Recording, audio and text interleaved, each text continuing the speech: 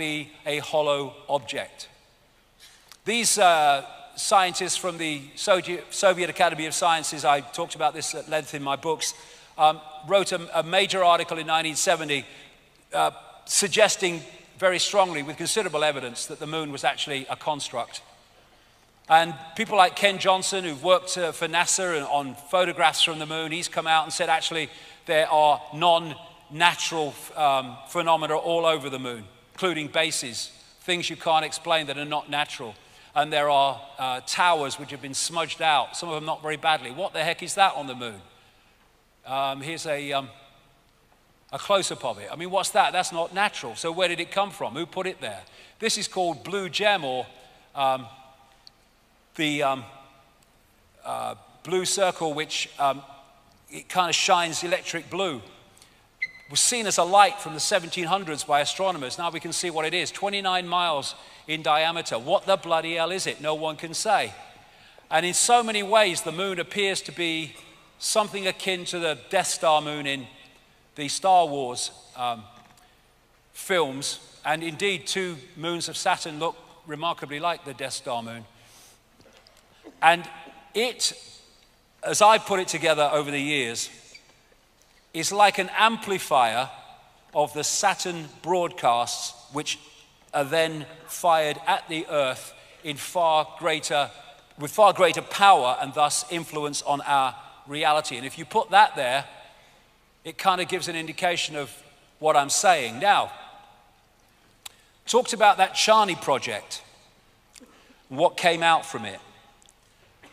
Long after I've been talking like this about the moon and its influence on our reality, this article came out, and in part of what was said in it, it talked about the moon. They said this entity that they connected through a computer system with said, the moon is not a natural heavenly body. Life was better for humans before the moon came. Moon forces control time and manipulate the mood of humans. The moon is there to control the Earth's mood, emotion, and a big calm would come over the Earth without the moon. There would be only little storms, not big storms. The old race, Archons, captured the moon from space and located it next to the Earth. That is said to have happened by many, many ancient cultures. People and animals without the moon would become calm and peaceful, and anxiety and fear would dramatically decline. The oceans would be much calmer, heavy thunderstorms and lightning would be rare, and the climate would be balanced with no extreme heat or cold. Telepathic interdimensional communication would become widespread, and people would be able to see new colors, higher frequencies in an enhanced color spectrum. And that fits with the fact that this frequency, this matrix, is suppressing human expansion of awareness, keeping us in the box. There would be major changes. This really left field, this one. There would be major changes to the human respiratory system as blood and breathing chemistry changed. Those born after the moon's demise would be able to hold their breath underwater for hours at a time. The Saturn-Moon matrix. That's the reality we think is the world, the one that is locking us in to this round and round and round free society. Go to work, work, buy, consume, die. Work, buy, consume, die. That's the matrix that's playing us.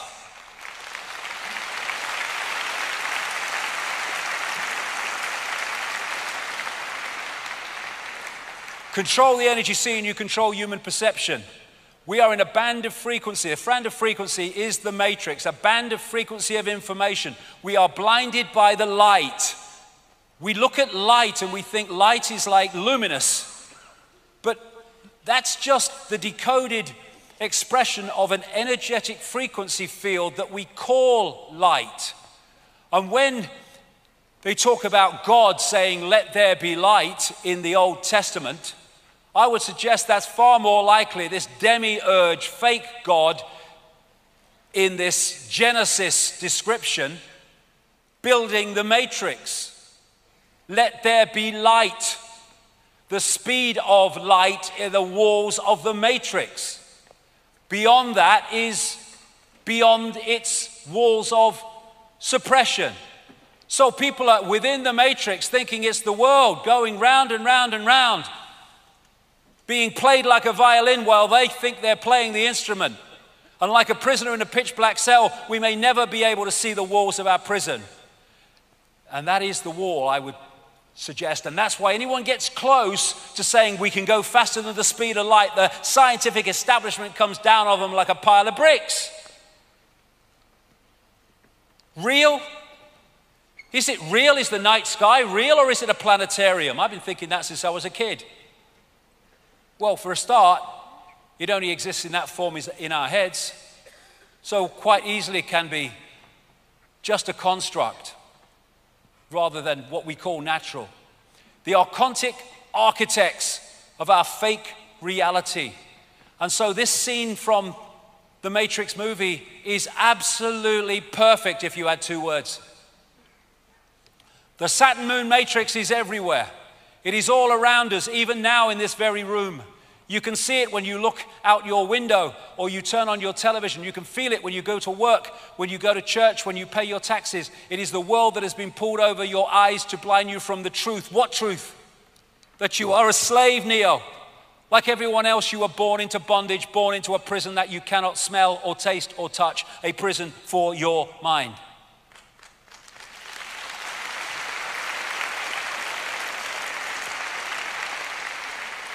Human world, no, it's the Archon world, and they're trying to make it more and more the Archon world, which is why the world is changing in its image. And I came across these books of Carlos Castaneda long after I was into all this stuff, and I fell off my bloody chair nearly when I read some of it. They're based on the words of a Central American shaman called Don Juan Matus. And this is what he said. We have a predator that came from the depths of the cosmos and took over the rule of our lives. Human beings are its prisoners. The predator is our Lord and Master. It has rendered us docile, helpless. If we want to protest, it suppresses our protest. If we want to act independently, it demands that we do not do so. Indeed, we are its prisoner. They took over us because we are food to them, yes, low vibrational emotional energy. And they squeeze us mercilessly because we are their sustenance. Just as we rear chickens in coops, the predators rear us in human coops, human eros. Therefore, their food is always available to them, especially if there's lots of wars. Think for a moment and tell me how you would explain the contradictions between the intelligence of man, the engineer, and the stupidity of his systems of belief, or the stupidity of his contradictory behavior. Sorcerers believe that the predators have given us our systems of beliefs, yes, our ideas of good and evil, yes. Our social mores, they are the ones who have set up our dreams of success or failure. They have given us covetousness, greed, and cowardice. It is the predator who makes us complacent, routinary, and egomaniacal. In order to keep us obedient and meek and weak, the predators have engaged themselves in a stupendous maneuver. Stupendous, of course, from the point of view of a fighting strategist. A horrendous maneuver from the point of those who suffer it. They gave us their mind. The predator's mind is baroque, contradictory, morose, filled with the fear of being discovered any minute now. They gave us their mind because they gave us their frequency, and we are decoding their frequency and thus becoming part of their hive mind. The hive mind, the Archons, the reptilians, and the Borg in Star Trek, classic representation of the Archons. All of these different groups are said to operate with a hive mind, a hive mentality. And we've been connected to it. The Borgs, they were like transhumanist type figures, exactly really in the cyborg way that the Archons are described. And the Borg used to fly around in black, dark cubes. Why do humans blindly follow rules? Because they blindly follow the matrix. Don Matter said, I know that even now, even though you have never suffered hunger, you have food anxiety, which is none other than the anxiety of the predator who fears that any moment now its maneuver is going to be uncovered and food is going to be denied. Though through the mind, which is after all their mind, The predators inject into the lives of human beings whatever is convenient for them, and they ensure in this manner a degree of security to act as a buffer against their fear. Sorcerers of ancient Mexico reasoned that man must have been a complete being at one point, with stupendous insights, avatar society, feats of awareness that are mythological legends nowadays. And then everything seems to disappear and we have now a sedated man. What I'm saying is that we have against us is not a simple predator. It is very smart and organized. It follows a methodical system to render us useless. Man, the magical being that he's destined to be, is no longer magical. He is an average piece of meat. There are no more dreams for man than the dreams of an animal who is being raised to be a piece of meat, trite, conventional, imbecilic. And what they've done, because of our superior creative potential and expansion of consciousness potential, they have, although they are inferior to that in terms of potential because they are a distortion, they have reduced our, or that of the vast majority of humanity, to a lower level of awareness than they have. And thus this fits the situation perfectly. In the kingdom of the blind, the one-eyed man is king. We are the blind. The archons are the one-eyed king. But when we become the two-eyed, third-eyed, true consciousness that we are, game fricking over.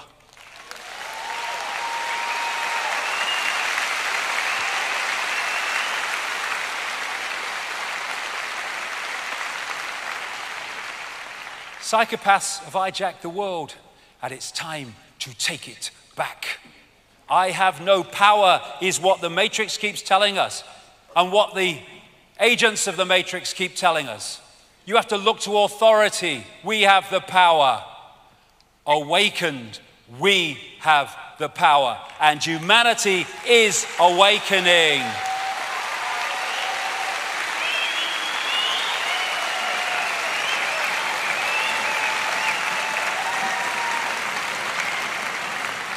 And like I said right at the start, understanding the problem is to understand the solution. And we're starting to understand the problem. I'll be back in half an hour. Thank you. And look, here we go. It's got into such fine detail now that the European Union is targeting certain hairdryers and lawnmowers to stop global warming. And we're back here, Nikola Tesla.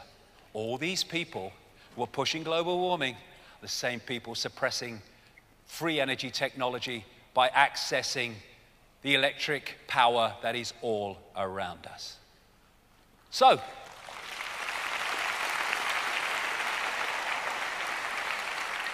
I've put a few truth words into Gore's mouth here. Makes a change. He must be feeling very strange. I know it sounds strange to push global warming when there isn't any, but it's not about saving the planet. It's an excuse to transform global society. Thank you. Which brings us to this, Archon Agenda 21. This is the agenda for the 21st century, hence its name. And it is the plan to introduce that Hunger Games society under the name Agenda 21. Agenda 21, these are from its own documents of various kinds. Agenda 21 involves this: an end to national sovereignty, many, many sources of that. State planning and management of all land resources, ecosystems, deserts, forests, mountains, oceans, and fresh water, agriculture, rural development, biotechnology, and ensuring equity, i.e. equal slavery. The state to define the role of business and financial resources. Abolition of private property, it's not sustainable, except when they have it. Restructuring the family unit, everywhere you see that. Children raised by the state, straight out of Brave New World. People told what their job will be, major restrictions on movement, creation of human settlement zones, get to them as we go along, mass resettlement of people who are forced to vacate land where they currently live, dumbing down education, mass global depopulation in pursuit of all of the above. And it was introduced at the Environmental Earth Summit in 1992, headed by this guy, Maurice Strong, an oil billionaire. I think he's now on the run in China, last I heard. And he said, isn't the only hope for the planet that the industrialized civilizations collapse? Isn't it our responsibility to bring that about? This is using the environment to deindustrialize the world and create this Hunger Games society. And of course, he's a friend of Big Al, Big Lie, Big Al. Now, if anyone thinks that's, you know, extreme, this is a map of America as desired and projected by the Biosphere Programs and World Heritage Program. And whenever you see diversity or sustainability or Agenda 21, they're just connecting interchangeable terms. So the red on this map of America is designed to be core reserves and corridors with little to no human use. Can you imagine the numbers of people to be removed to make that possible? Then you've got all the yellow bits, buffer zones, highly regulated use. And normal use are just the green bits. Look at it across America, 300-odd million people. And the idea is to make vast, vast areas of land, ban it from human use and human activity on the basis of saving the environment, when what it is taking it all over for the less than 1%. And what they're doing with Agenda 21 is they're projecting it and promoting it as it being local. So you have all these different local Agenda 21s. There's one on the bloody Isle of Wight, and they know what it's bloody all about. But actually behind all this individual, oh no, it's individual communities. Behind all that is the centralization of the whole Agenda 21 agenda through the United Nations. And it's a Trojan horse to introduce that Hunger Games society. And they're doing it through this structure I talked about, through into each community, into each country. And this is a word to watch for. This is a buzzword of Agenda 21, reset or reboot. Resetting society means transformation to Agenda 21. So, if you're going to bring this about, not just in America, but around the world, then you've got to start doing it, and you've got to start having ways of doing it. Now, the first one is take their money, and when you've taken their money, they've got no choice but to go where you want anyway. And so we have Archon money. And of course, bankers invariably are, certainly the major ones, are psychopaths. They have no empathy, they have no remorse for what they do to people, and they destroy lives. Here you go. I'm a psychopath and I run a bank. Whoops, I repeat myself. So this is what they're doing. Type in £1 million. Congratulations, you just created £1 million just like a bank does. Crazy, of course it is. What we're doing, we're being deluged and submerged in debt on money that does not exist, never has existed, and never will exist, called credit. They're lending us money that doesn't exist and charging us interest on it. And when we can't pay it back because the economy's gone through no fault of our own, they come and take the wealth that does exist, like our house and our business or land. This is the real value of fiat money. Fiat money is simply money that a government has said has value and can be used as a currency of exchange. It has to be backed by nothing. It's just an IOU. That's all it is. You look on the English money, it says, I promise to pay the bearer. Well, why are you promising to pay me? You've just given me the money. It's an IO frickin' you, that's why. And so let's ask the audience, shall we? If all the money is created out of debt and lent, and that's the point, all our money, a whole currency, is created from the start as an interest-bearing debt. Why? Why aren't governments creating their own money interest-free? Why? Because governments are controlled by the same network that controls the banks. If all money is created out of debt and lent out with the application of interest, how can we pay it off? A, print more money. B, tax the poor. C, give banks bailouts. D, in the end, you can't, it's impossible. And this is why it's impossible. When you go into a bank and you lend, say, 50 grand, they type into your account 50 grand. It doesn't exist, it's just the fact that they can lend 10 times, and in fact more, to people that want to borrow money, 10 times more than they actually have on deposit. It's called fractional reserve lending. You only need a bit and you can lend a lot. This is why it's a scam. Anyway, you go in and you want to borrow 50 grand and they type into your account 50 grand. Fine. But you're not paying back 50 grand. You're paying 50 grand plus interest. And the interest is never created, just the principal. Thus, there is never, ever, ever enough money, real or what, in circulation to pay back all the debt and all the interest on the debt. Thus, people losing their homes, their businesses, their lives is built into the system on purpose. And when there's an expansion of the economy, all that stuff is hidden by Peter paying Paul. But when there's a contraction and money's taken out of circulation, it becomes crystal clear there ain't enough money in circulation to pay back all the debt and the interest on the debt. And what happens then? They take the wealth that does exist for money that has never existed. That's how it bloody works.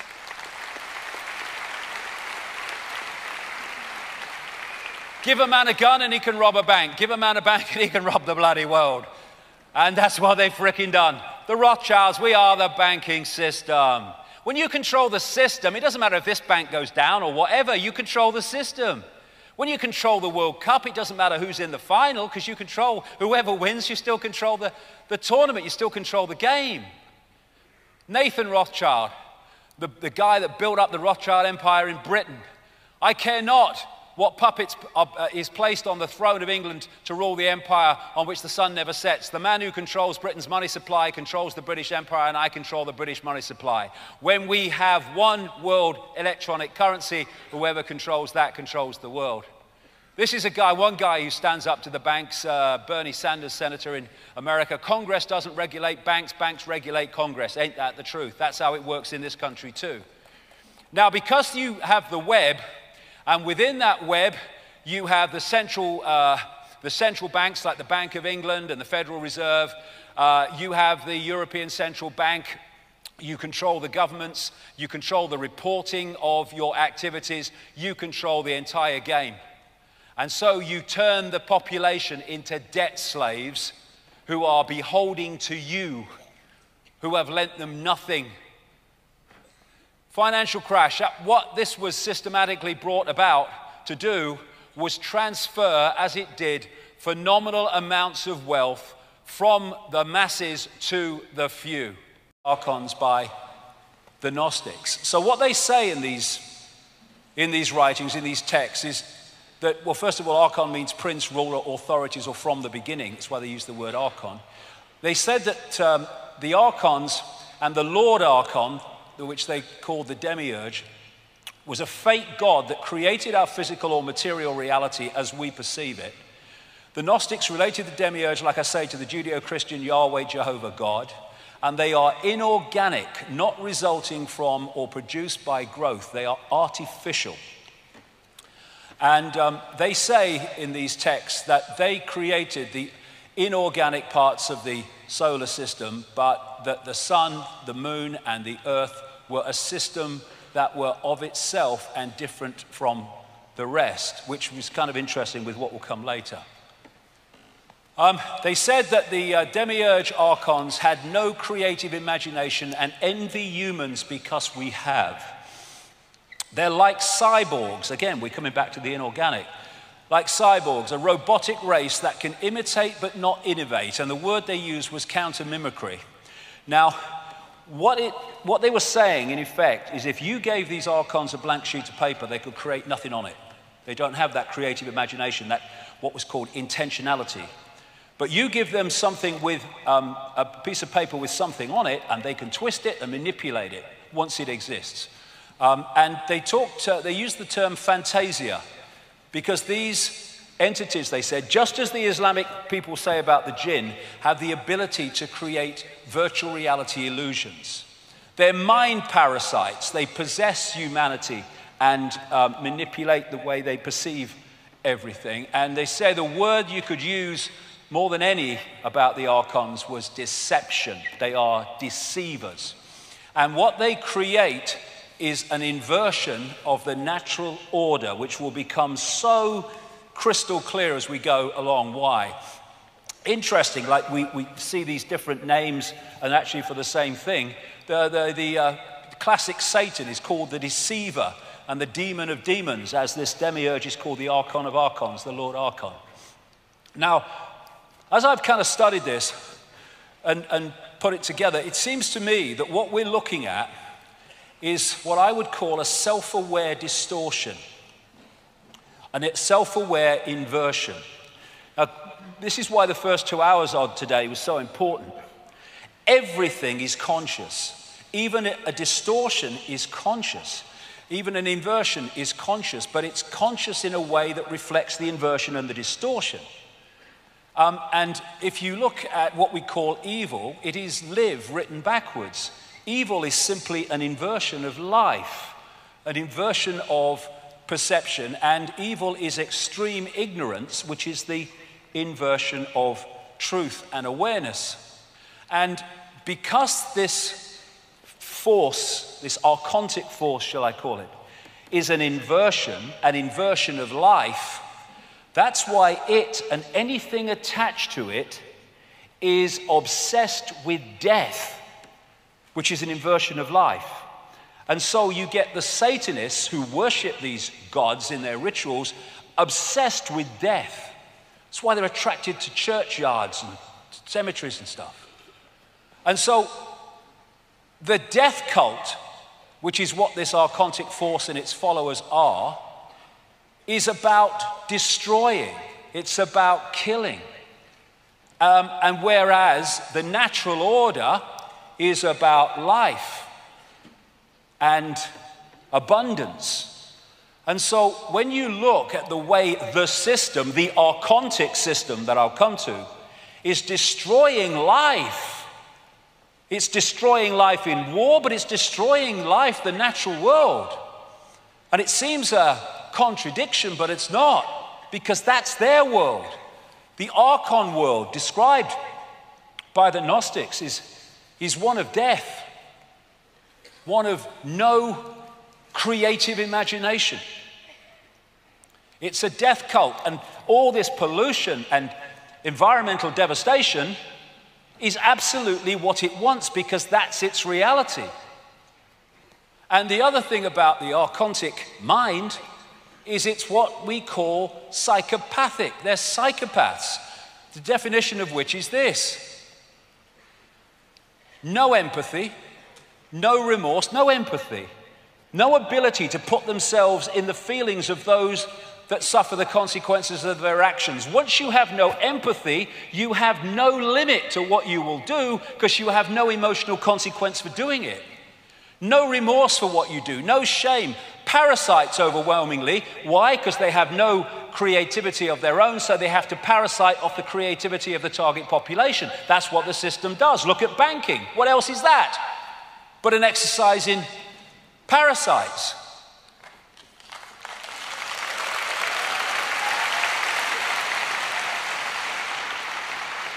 And these people, which manifest as many world leaders and all the rest of it I'll come to, are pathological liars. What is a pathological liar? An inversion of truth, inversion. And they'll do whatever it takes to get their end goal. Other thing, the Gnostics used in these texts the word hal, meaning simulation. They talked about the fact that these archons could create what we would call virtual realities through controlling perception.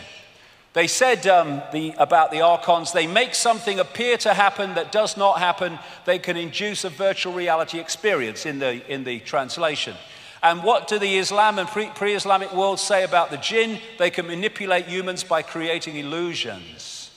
This will become big time relevant the longer we go into this 2 hours. So we're back to this, that what our reality does or is, it's possibilities and probabilities folded into existence by perception. So this whole archontic system is about programming our perception, programming a distortion of our perception, an inversion of our perception, which is why we live in a madhouse, because it's an inversion of the natural order. So the idea is to disconnect the human mind, the human droplet, from the ocean, and lock us into this tiny set of frequencies which then we perceive as all that there is to see, and gotcha. Now, before this, what I call hack, and you'll see why I say hack shortly, there was another world described by the ancients, and very much along the lines of the Avatar movie and the Na'vi, the blue people, and how they interacted with the natural world, how they communicated with animals, how they communicated with each other beyond speech. And what the Gnostic texts say is that the archons made a bad copy, as they describe it, of our original reality. The original reality was that kind of avatar world. And when you say that without the first 2 hours, it would sound ludicrous and ridiculous, and that's impossible. But we're not dealing with the physical. We're dealing with information. That world is an information construct which we decode into a lovely world. This is an information construct which we decode into the world that we have today. And the idea, this might need a battery, mate. The idea is was to create this illusory reality and replace the old reality, and then this needs a battery, I think, because it's going on me. Anyway, and then tuning humans into that bad copy. Now, when you think about it, we're tuned into an information field of certain frequencies. We decode that into a reality. If we are then moved, our dial is moved so we're decoding something else, we just decode another completely different reality. And that's what is meant by this bad copy. So this is an image that sums it up. I'm walking outside in the sun. You don't have to be in the sun. You just have to decode the fact you're in the frickin' sun. And it's the same with this bad copy. You just decode a reality and you think it's real because it's the only one that you can perceive. So you can decode a reality of the avatar kind, and then you are fed a different information source, tuned into it, ways that I'll come to, and then you decode a different reality, what I call the archontic reality. And this, I would strongly suggest, is the fake reality that we have been decoding through what we call known human history, modern human history, and for computer terminal humans is what they're creating. The internet is designed to be a technological collective mind. That's why they're connecting everything to the internet, everything to Wi-Fi, even your fridge, because it's designed to control everything.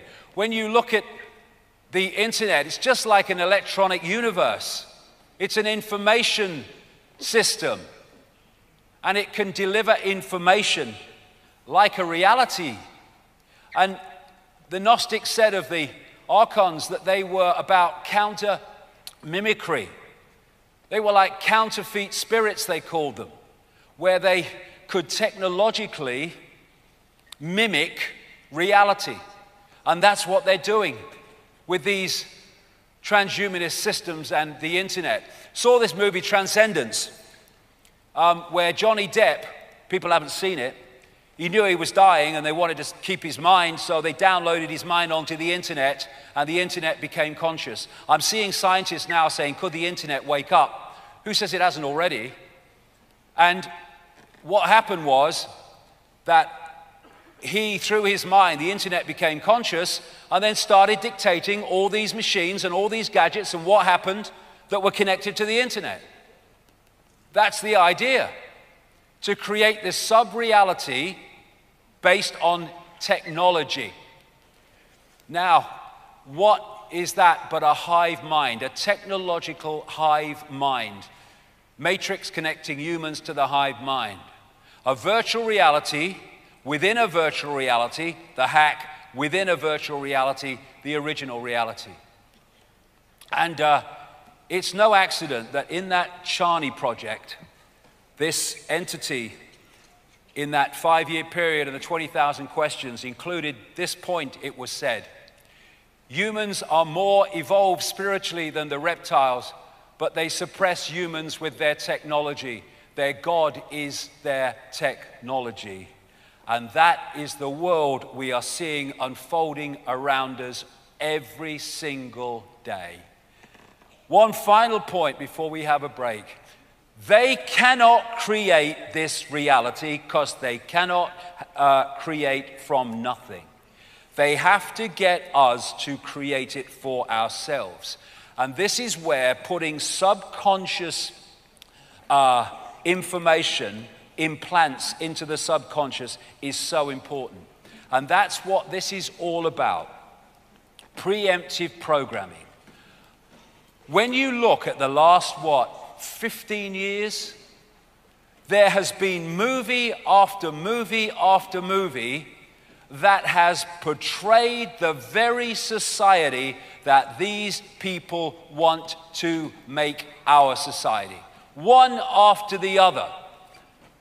Of course, we have the Hunger Games, but there's Equilibrium, classic one. We have Divergent, we have X-Men Days of Future Past, one after the bloody other off the conveyor belt. And what they're doing is planting that reality into the subconscious to make us familiar with it. So as it unfolds and through our subconscious we help to create it once it's in there, we are not so aghast with it, or some of us are, because we're somehow familiar with it. And the familiarity has been put in to a large extent at the subconscious level by the endless movies and television portrayals of the very society they want to impose. So, before we have a break and then get into raising this frickin' vibe to beyond the archons, is it a lost cause? Is it a lost cause? Is it a lost cause? No fricking way. It's a lost cause. It's a lost cause if it went on being unfolded before us while we didn't recognize what it was. We're waking up to it. And we can decode this world and we can decode another world. It's a choice in the creation of our reality that we have the power to intervene on, if only we realize we have that power instead of thinking we're Ethel Jones and Arthur Smith. We can paint another picture and end this shit. We have the power to do it. And we'll get into that after we've had a break for half an hour. Thank you very much. An energy environment in which these interspace plane entities actually manifest in the ritual, in the circle, in the energetic structure that these rituals create. And the reason they're doing the same rituals in the same way now as they've done for thousands of years is because those rituals have an energetic reaction that they're looking for. So of course they're going to keep doing the same ones. Bohemian Grove in Northern California, 2,700 acres of redwood forest are another more famous place where these people meet to do their strange rituals. This is the 40-foot stone owl, Semiramis symbolism, which they do their rituals to at Bohemian Grove. And we're talking the Bushes, the presidents, the leaders of the transnational corporations, the Rockefellers, all these elite families that dictate society on all levels are taking part in these rituals to this bloody owl, Semiramis. There you go. And this is why the road system around the Congress building in Washington has the Congress building in its belly and it breaks up into an owl. Semiramis, or the bloodlines of Semiramis, controlling American politics. I mean, how much symbolism do you want?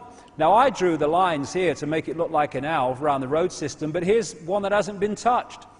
It's an owl standing on a pyramid in the road system of Washington. And these are the kind of people that end up at Bohemian Grove. Moloch is another name they use for that owl. This is a Bohemian Grove picture in the 1950s. Glenn Seaborg, who gave the world plutonium. Cheers, Glenn. Nice one. And here is a B-movie actor. Here is a career politician, as became Tricky Dicky Nixon, and Ronald Reagan. 1950s, both very different people from very different backgrounds, both go on to be presidents of the United States because they're selected, not elected. And like I say, the sacrifice of humans and stuff has gone on for centuries, and it's still going on. That's the point. And you see it around you, amazing things. Like this is Sydney, Australia. This is a Sydney official memorial to the war dead in the First and Second World Wars. What's that? Someone being sacrificed over the sun. They know what it means. You get this symbol in Satanism for the devil, for the evil force. People say, "Oh no, it's the sign for love in sign language." No, that's with the thumb out. With the thumb not out, it's the sign of the horn god. And so you see it in Satanism, and so you see it all the time among these people too.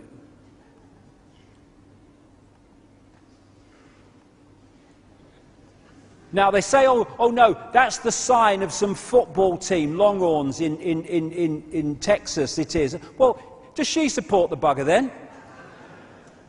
Do these support it? Does he? Amazing the number of times that turns up. So, the agenda today. Where we are. It's reached a point where there's another coordinate we need to address. The goal is a centrally controlled global fascist dictatorship. That's what they want. Everything that Orwell talked about in 1984 and then some. And this is the structure they want. A world government that would make all the major decisions in the world. A world central bank which would control global finance. A world currency which would not be physical money, eventually it would be all electronic, for which there are massive implications for freedom. A world army which would replace national armies that would impose the will of the world government. And a microchip population linked to a global computer. When I first said that 10, 12 years ago, hilarious. Not anymore. Under that they want 4 superstates. The European Union, already well advanced. The American Union. The North American Union is very close now of Mexico and the United States and Canada, although they ain't telling the people that. The Pacific Union, involving the Australia and the Pacific countries, and the African Union, which is already, of course, in existence. And what this is a structure to centralize power into the hands of the few and take it away from the many. And to turn the people into microchipped, barcoded zombies. And of course, we wouldn't allow that, except that we have, and this is China today. The computer can be programmed to do that if we detach ourselves from consciousness and allow it to happen. And it's all possible because of this structure of pyramids within pyramids and the shadow people that control those in power that come and go. And behind it all is this, and then something beyond that. This creates or instigates this to hide that's going on. So the superstate agenda. Of course, like I said earlier, if you want to control the many and you're the few, you have to centralize decision-making. So that's what the European Union, all that stuff is about, and the North American Union, that structure. And how interesting that this circle of stars is a Babylonian symbol for the goddess. That's why you have the 12 stars around the head of Isis. That's why you have the 12 stars around the head of Mary in some depictions. It's a symbol of the goddess, and it's the symbol of the European Union. Another name for the goddess is Europa, of course, from which Europe came. Nimrod was symbolized as a bull, and Europa, the goddess, in that way. 2005, the European Union had this commemorative coin produced of Europa and the bull, Semiramis and Nimrod. This guy, Otto van Habsburg, one of these bloodlines, big time, is behind the Pan-Europa movement.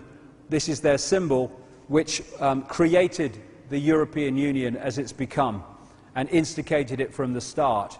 And the idea, these are maps that have come out of the European Union, is to break up countries, including this one, same with the United States and Canada, they want the same, and around the world, into different regions to de-unify in a unified response to the dictatorship at the center, the European Union.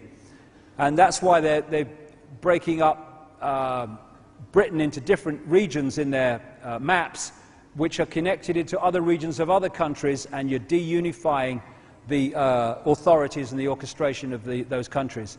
They want this become the American Union. They're already starting to organize the road system to take goods from the Mexican ports up in through America, into Canada, turn it into one union, just like Europe. And this is another thing.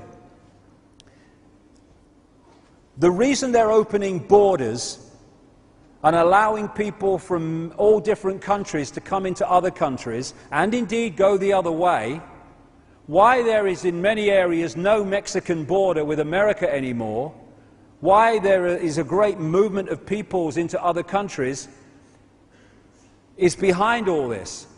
And that's not racist, because those coming in and those affected by those coming in are both victims and pawns of the same force. We need to understand that.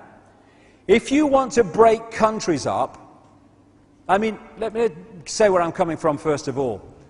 I was born in Britain because if I wasn't born on a piece of land, I would have drowned. Simple as that. I don't care. I'm infinite consciousness like everyone else. I ain't British. It's just an experience. I ain't into all that stuff. But a lot of people are, and fair enough. Good luck to them. And while there is an identity of a country and a culture, that is a resistance to allowing your country to be broken up into the system that they want. So what they're doing is opening borders to bring in and cross-match people all over the place, to break down. It's all systematic. We might agree with it, we might not agree with it, but it's systematic where it's coming from. To break down a sense of culture, to break down individual culture, to break down a resistance to that structure, that sovereignty, that culture being broken up. It's being systematically done. They'd have never got away with this years and years ago, but now we've got all this movement, now they can get away with it.